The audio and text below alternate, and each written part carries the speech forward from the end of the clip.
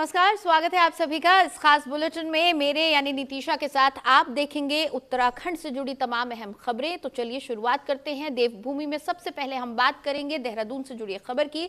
देहरादून में सीएम पुष्कर सिंह धामी ने राष्ट्रीय पैरा पावर लिफ्टिंग चैंपियनशिप के उद्घाटन समारोह को वर्चुअली संबोधित किया और कहा कि ये केवल एक खेल आयोजन नहीं है, बल्कि हर बाधा को अवसर में बदलने की भारत की ताकत और लचीलेपन का प्रतीक है।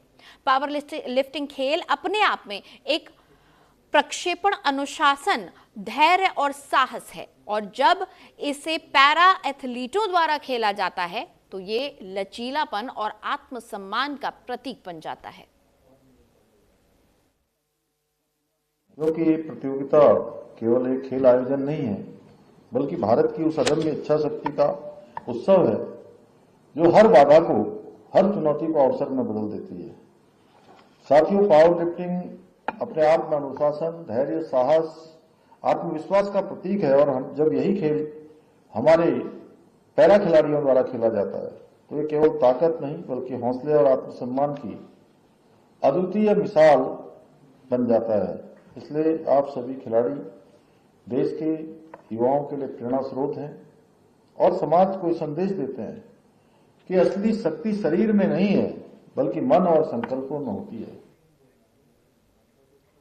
वहीं देहरादून में किसान सुखवंत सिंह आत्महत्या के मामले से जुड़ी हुई ये बड़ी खबर आ रही है। सुखवंत सिंह आत्महत्या मामले में कांग्रेस का हल्ला बोल।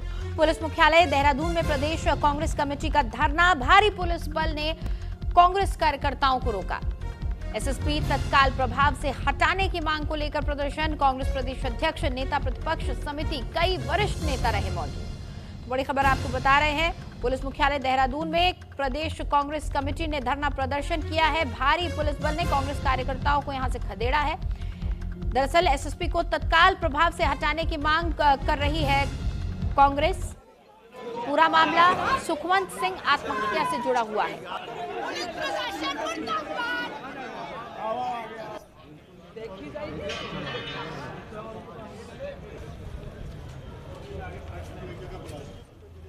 तो देहरादून से बड़ी खबर हम आपको बता रहे हैं, तस्वीरें आपको दिखा रहे हैं किस कदर यहाँ पर कांग्रेस कार्यकर्ताओं का जमावड़ा लग गया था। देहरादून में किसान सुखवंत सिंह की आत्महत्या से जुड़े मामले में कांग्रेस ने आज प्रदर्शन किया है और पुलिस मुख्यालय पर घेराव किया। कांग्रेस लगातार मांग कर रही है कि इस मामले में इंसाफ होना चाहिए। हालांकि भारी पुलिस बल ने कांग्रेस कार्यकर्ताओं को रोका। कांग्रेस की मांग थी कि एसएसपी को तत्काल प्रभाव से हटाया जाए। और देहरादून में कानून व्यवस्था को लेकर कांग्रेस ने आज पुलिस मुख्यालय का घेराव किया और उधम सिंह नगर में किसान की हत्या, पुलिस अधिकारियों पर कार्रवाई की मांग और प्रदेश में बढ़ते अपराध को लेकर कांग्रेस ने प्रदर्शन आज जारी रखा। तो वहीं इसी मुद्दे को लेकर हमारे संवाददाता हरिवंश वशिष्ठ ने प्रदेश अध्यक्ष गणेश गोदियाल और नेता प्रतिपक्ष यशपाल आर्य से बातचीत की। चलिए आपको सुनवाते हैं क्या कुछ इन्होंने कहा।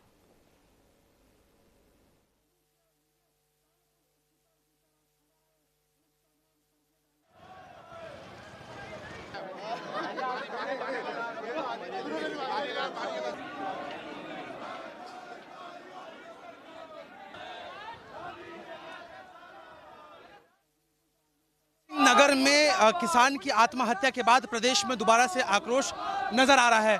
इस वक्त अभी हम हैं सचिवालय रोड पर, जहां पर कांग्रेस के प्रदेश अध्यक्ष गणेश गोदियाल और नेता प्रतिपक्ष यशपाल आर्य, तमाम महिला की कांग्रेस अध्यक्ष भी यहां पे लगातार नजर आ रही हैं। एसएसपी के निलंबन की जो मांग यहां पर लगातार की जा रही है, बात करने की कोशिश की जा रही है। भारतीय जनता पार्टी इसको गलत बता रही है कि प्रदेश का माहौल खराब करने की कोशिश कर रही है। कांग्रेस किस तरह प्रदेश का माहौल, इस प्रदेश की सरकार खराब कर रही है, यही बड़ी बदकिस्मती है हमारी। एक व्यक्ति आत्महत्या कर रहा है और सीधे सीधे पुलिस के वरिष्ठ अधिकारियों का नाम ले रहा है और उसके बाद सरकार उनको संरक्षण दे रही है, तो माहौल तो सरकार खराब कर रही है। एक किसान की और वीडियो वायरल हो रही है जिसमें वो आत्मदाह छोड़ दी गई, उसी थाने की बात है सर। वो एक कौशिक करके एक व्यक्ति हैं, उनका भी एक आज वीडियो आया जिसमें वो कह रहे हैं कि इसी थाने में इसी पुलिस अधिकारी के द्वारा उनको भी इसी हाल में जो है परेशान किया गया। तो क्या है ये सब? ये सरकार खुद इस प्रदेश का माहौल खराब करने में लगी हुई है। जो पुलिस वहाँ पे इन्वॉल्व नजर आ रही थी, यशपाल आर्य जी, उनको उस मुद्दे से अभी दूर नहीं किया गया, वो अभी भी वहाँ पर मौजूद हैं। किस तरह से आप देखते हैं कि वहाँ से उनको हटा देना चाहिए था? देखिए, पूरे प्रदेश में जंगल राज कायम हो चुका है। पुलिस प्रशासन, सरकारी तंत्र और अपराधियों का गठजोड़ बन चुका है। इसकी वानगी फर्जे दिखाई दे रही है। उधम सिंह नगर काशीपुर में एक किसान आत्महत्या कर लेता है और उसके बाद उसका जो वीडियो जारी होता है उसमें स्पष्ट रूप से पुलिस के जो आला अफसर है, पुलिस के उधम सिंह नगर के एसएसपी और थाना अध्यक्ष और अन्य पुलिस कर्मियों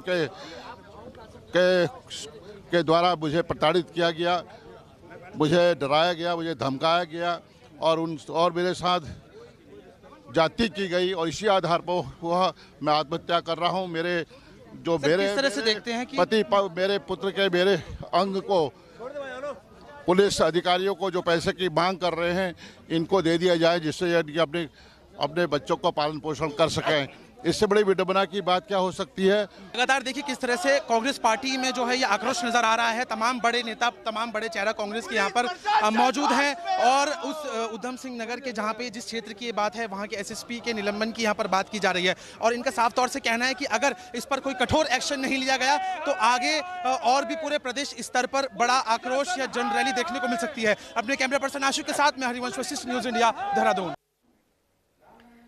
तो देहरादून में उधम सिंह नगर निवासी सुखवंत सिंह की आत्महत्या के मामले में पुलिस मुख्यालय ने बड़ी कार्रवाई की। बता दें कि निष्पक्ष जांच और पारदर्शी प्रक्रिया सुनिश्चित करने के लिए पुलिस महानिदेशक के निर्देश पर एसआईटी का गठन किया गया। इसके साथ ही मामले से जुड़े 12 पुलिसकर्मियों का तत्काल प्रभाव से दुर्गम जनपदों में तबादला भी कर दिया गया है। हालांकि टीम को 15 दिनों के भीतर अपनी विस्तृत जांच रिपोर्ट पुलिस मुख्यालय को सौंपनी होगी।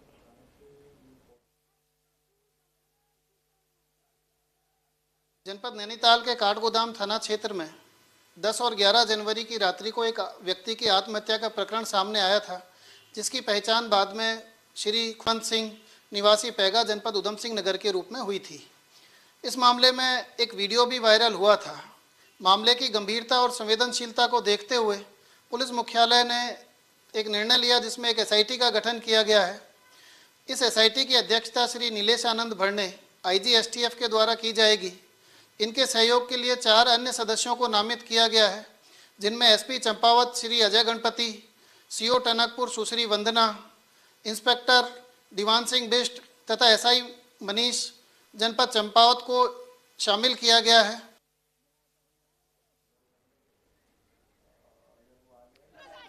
तो आपको बता दें कि आखिर ये पूरा मामला क्या है वो हम आपको बता देते हैं। ये मामला एक शख्स की आत्महत्या से शुरू हुआ और बढ़ते बढ़ते ये मामला यहाँ तक पहुँच गया कि आज राजधानी में पुलिस मुख्यालय का कांग्रेस घेराव करने पहुंची। दरअसल एक होटल में सुखवंत सिंह नाम के एक व्यक्ति ने आत्महत्या की और आत्महत्या से पहले सुखवंत सिंह ने एक वीडियो बनाया था। इस वीडियो में सुखवंत ने कई खुलासे किए थे, कई आरोप लगाए थे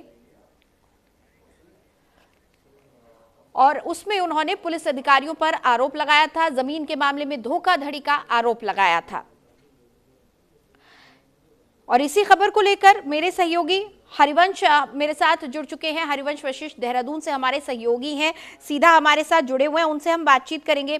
हरिवंश, आज हमने देखा कि कांग्रेस ने एक बहुत बड़ा प्रदर्शन किया था। कांग्रेस के इस प्रदर्शन को रोकने के लिए, स्थितियों को नियंत्रण में रखने के लिए एक बड़ी पुलिस बल का इंतजाम आज किया गया था। जाहिर तौर पर कांग्रेस कोई मौका नहीं छोड़ रही है सरकार को घेरने का।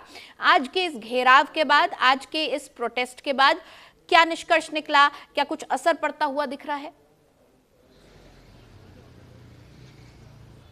जी बिल्कुल, पहले अंकिता हत्याकांड और उसके बाद ये सुखविंदर सिंह की जो उन्होंने आत्महत्या कर ली काशीपुर में उधम सिंह नगर का ये मामला जो आ रहा है, उन्होंने उनके साथ एक फ्रॉड, कई करोड़ों रुपए का फ्रॉड हुआ लैंड को लेकर, जिस पर कांग्रेस में भी काफी आक्रोश नजर आया। साफ तौर पर किसान का ये कहना था कि पुलिस बल और पुलिस प्रशासन ने जो उनकी बात नहीं सुनी, इसी को लेकर कांग्रेस ने आज पीएचक्यू का घेराव किया। उनका साफ तौर से कहना है कि इसमें पुलिस प्रशासन और सरकार सब लोग मिले हुए थे। उस किसान ने मजबूरी में आकर आत्महत्या कर ली और उसको इतना बड़ा फैसला लेना पड़ा, बल्कि एसएसपी पे उन्होंने तहरीर दी, अलग अलग अधिकारियों को उन्होंने बताया, लेकिन किसी ने भी उनकी बात नहीं सुनी, जिसको लेकर उन्होंने उनके पास एक आखिरी मौका यही बचा कि उन्होंने आत्महत्या कर ली।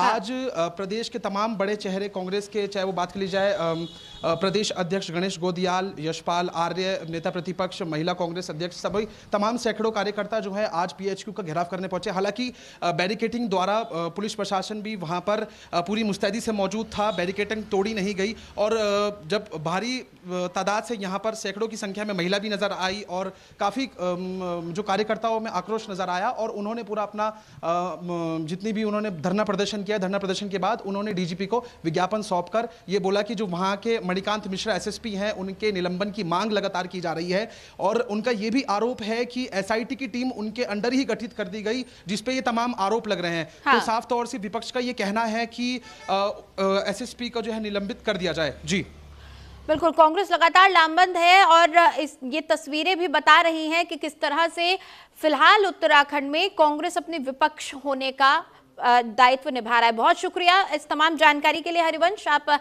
नजर बनाए रखिएगा। आगे बढ़ते हुए बात अगली खबर की कर लेते हैं। खबर हरिद्वार से है, जहां पर देवबंद विधायक के पिता की अस्थियां पहुंची। अस्थियों का हर की पैड़ी ब्रह्मकुंड पर विधिवत विसर्जन हुआ। राज्य मंत्री ब्रिजेश सिंह पूजा अर्चना में शामिल हुए। गंगा सभा के पदाधिकारी भी इस मौके पर मौजूद रहे। परिवार ने गंगा तट पर विदे हैं। हरिद्वार से ये तस्वीरें, जहां पर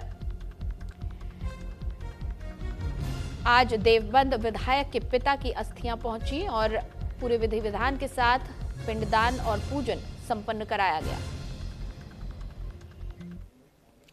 वहीं अगली खबर रुड़की से है, जहां पर गौकशी की एक बड़ी कार्रवाई हुई है। पुलिस ने एक आरोपी को गिरफ्तार किया है। मौके से गौमांस और गौकशी के उपकरण भी बरामद हुए हैं। गौवंश संरक्षण अधिनियम के तहत मुकदमा दर्ज कर लिया गया है। फरार आरोपियों की तलाश में पुलिस जुटी हुई है।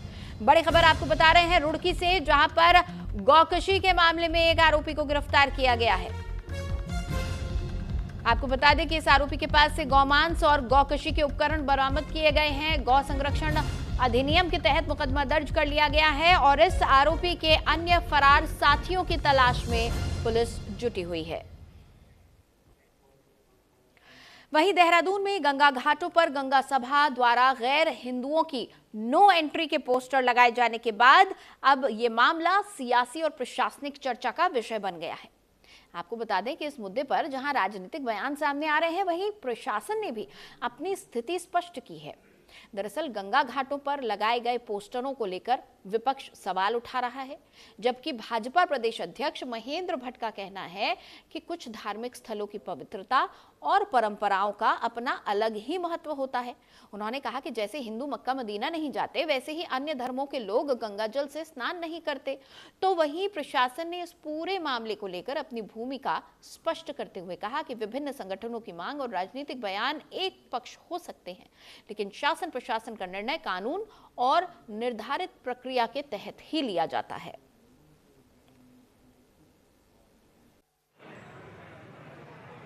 कुछ स्थल ऐसे होते हैं जिन स्थलों की एक पवित्रता का भी एक महत्व होता है, और पहली बार तो हुआ नहीं नियम, पहले से ही नियम है। और मुझे नहीं लगता कि दूसरे धर्म का कोई व्यक्ति गंगा जल का स्नान करेगा। इसको इशू बनाकर कांग्रेस केवल तुष्टिकरण की राजनीति कर रही है, और अगर वहाँ के धर्माचार्य गंगा सभा ये अपेक्षा करती है तो बिना कहे भी ये अपना प्रणीत होता है, क्योंकि मक्का मदीना जैसे स्थान पर कोई हिंदू तो जा नहीं सकता, प्रवेश वर्जित है। लेकिन अच्छा लगे अगर कोई मुस्लिम ये कहे कि मैं गंगा स्नान करके पवित्र होकर सनातन में आना चाहता हूँ, तो फिर तो किसी को विरोध नहीं करना चाहिए। अब ये तो देखने के बाद पता लगेगा कि कौन से पोस्टर लगे हैं, म्युनिसिपल एक्ट क्या कहता है, गंगा सभा का क्या वर्जन है। इन चीजों के मैं बहुत अवेयर नहीं हूं, और देखने के बाद इस पर कोई टिप्पणी कर सकूंगा। कुंभ क्षेत्र की बात की है सर उन्होंने, कि कुंभ क्षेत्र को हिंदू घोषित। देखिए, उन्होंने कहा है किसने क्या डिमांड की है वो एक अलग विषय है, लेकिन शासन और प्रशासन क्या निर्णय लेता है वो अलग विषय है।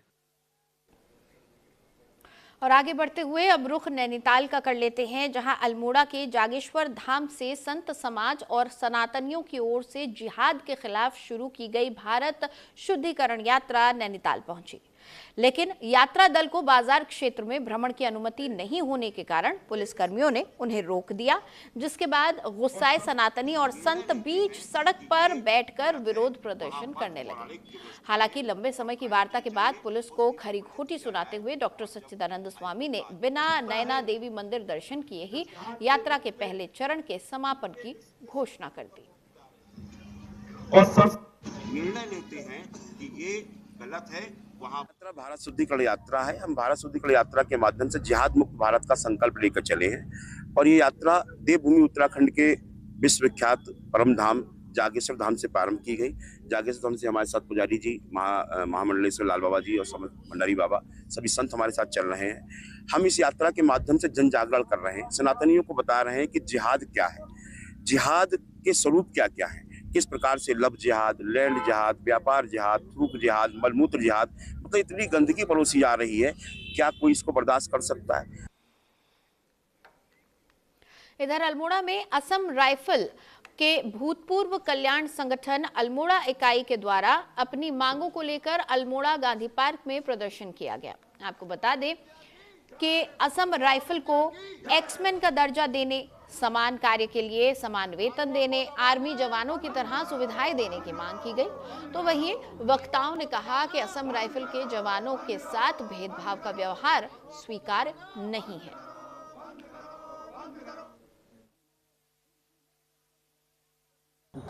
पिछले 8 साल से कोर्ट में गए हैं कि हमको आर्मी की जैसे हम ड्यूटी करते हैं और आर्मी के समान ही हमको वेतन भत्ता नहीं दिया जाता है, जबकि ये दोहरा रवैया हमारे साथ लगातार लगाया जाता है। दूसरा, हमारा हाई कोर्ट दिल्ली में एक केस चला था जिसमें समान वेतन समान काम के लिए उसमें एक वहाँ से निकला कि आप जो है 3 महीने के अंदर सरकार को एक ज्ञापन दो और उस 3 महीने के अंदर सरकार आपके ऊपर जो है विचार करेगी। लेकिन इसमें हमारा हेडक्वार्टर डीजीआर से लगातार हमको एंटी अरेवा जो आसाम राइफल रिटायर्डीज के लिए काम करता है, लेकिन हमारा जो director general of Assam rifle जो शिलोंग में है वो इस संगठन को एंटी संगठन बताता है, जबकि हर एक सेना में भूतपूर्व सैनिकों का अपना अपना संगठन है। जबकि आर्मी वालों ने दिल्ली में जंतर मंतर में भी अपना स्ट्राइक किया था, लेकिन हम लोगों का जो एसोसिएशन है उसको दबाने के लिए हमारा डीजीआर काफ़ी कोशिश कर रहा है कि ये एंटी एसोसिएशन है, इसके साथ सहयोग नहीं करना चाहिए, इसको डोनेशन नहीं देना चाहिए। जो हमारा आज जो विशेष रैली है वो इसीलिए है, आक्रोश रैली नाम दिया गया है। किसी भी हमारे को अपना फंडामेंटल राइट से हम अपने अधिकारों को अपना प्रदर्शित कर सकते हैं।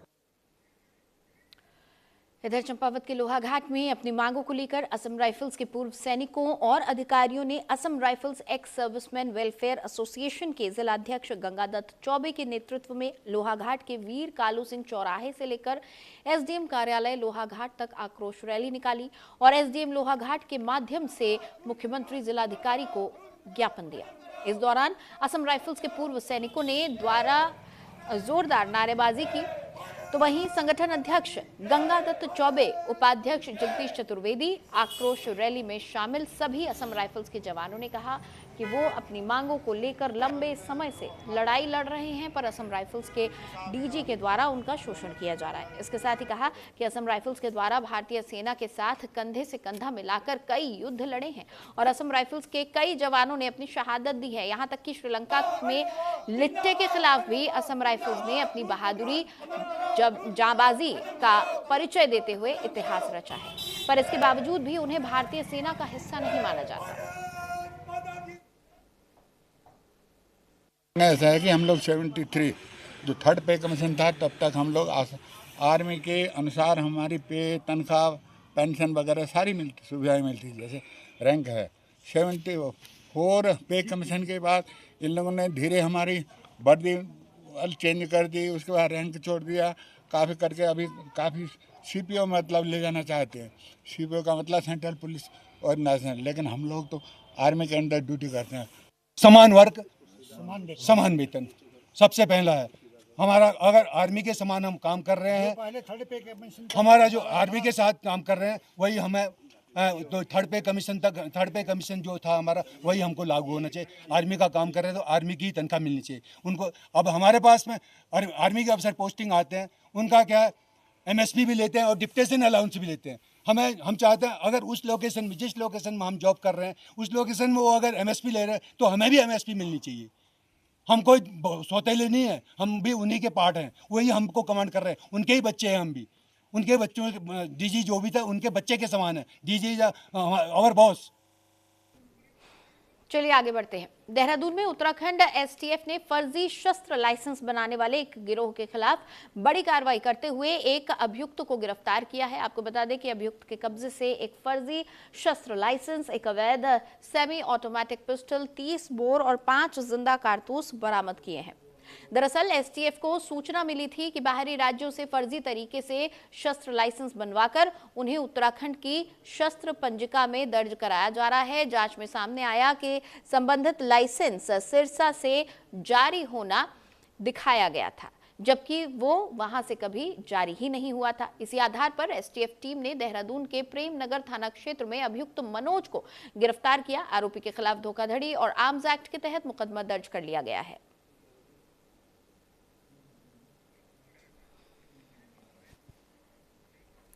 और अगली खबर रुद्रप्रयाग से है, जहां मकर संक्रांति के पावन अवसर पर उस समय असामान्य स्थिति बन गई जब लगभग 15 साल बाद निकाली गई मुनि महाराज की चल विग्रह डोली यात्रा बीच रास्ते में रुक गई। दरअसल अगस्त्य ऋषि मंदिर से विधिवत पूजा, वैदिक मंत्रोच्चारण और अनुष्ठान के बाद डोली को दीवारा यात्रा के लिए रवाना किया गया था और इस ऐतिहासिक पल के साक्षी बनने के लिए 365 गांवों से बड़ी संख्या में श्रद्धालु अगस्त्य मुनि पहुंचे थे। लेकिन मैदान का गोल आकार वाला गेट डोली के मार्ग में बाधा बन गया, जिस वजह से डोली मैदान में प्रवेश नहीं कर सकी। डोली के मैदान में पहुंचने का इंतजार कर रहे सैकड़ों श्रद्धालु अचानक निराश हो गए और देखते ही देखते केदारनाथ हाईवे पर भारी जाम और भीड़ लग गई। हालांकि सूचना मिलते ही स्थानीय प्रशासन और पुलिस मौके पर पहुंचे और किसी तरह भीड़ को शांत कराने में जुटी। फिलहाल काफी देर तक डोली मुख्य प्रवेश द्वार पर ही अटकी रही, जिससे श्रद्धालुओं में नाराजगी और निराशा देखने को मिली।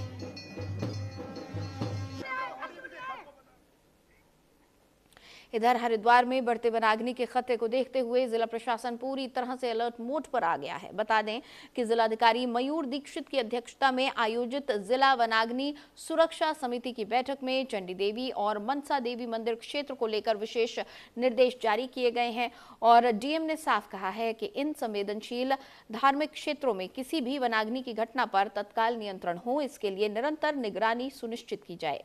वहीं अग्निशमन विभाग को चंडी देवी और मनसा देवी के मार्गों पर फायर ब्रिगेड और एम्बुलेंस के साथ मॉक ड्रिल कराने के आदेश दिए गए हैं। फिलहाल प्रशासन और वन विभाग का स्पष्ट लक्ष्य है कि इस साल हरिद्वार जनपद में वनाग्नि की घटनाओं को 0 तक सीमित रखा जाए। इसके लिए विभागीय टीमें पूरी तरह से तैयार हैं और स्थानीय लोगों से भी सतर्कता बरतने की अपील की गई है।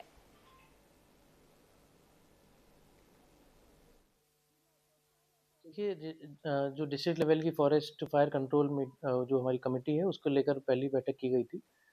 ये हमने देखा है कि पहाड़ी जनपदों में वनाग्नि की घटनाएं शुरू हो गई हैं। उसी को देखते हुए हमारे डिस्ट्रिक्ट हरिद्वार में भी जो सेंसिटिव पॉइंट्स हैं, जो हमारे चंडी देवी मंदिर और मनसा देवी मंदिर की जो पहाड़ियाँ हैं और राजा जी से लगा हुआ जो जंगल है, वहाँ पर पूर्व में जो फायर के इंसिडेंट्स हुए थे उसको देखते हुए SOP बनाया गया है और फायर डिपार्टमेंट को, राजस्व विभाग को और वन विभाग को डायरेक्शंस दिए गए हैं कि वो लगातार वहाँ पर निगरानी करें।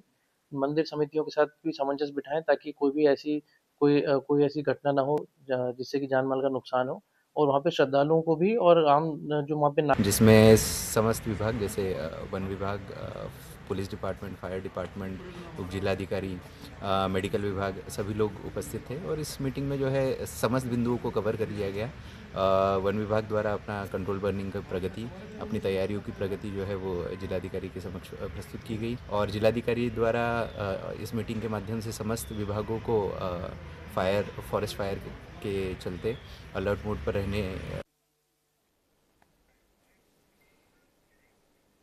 और फिलहाल देवभूमि से जुड़ी खबरों में इतना ही। आप देखते रहें न्यूज़ इंडिया।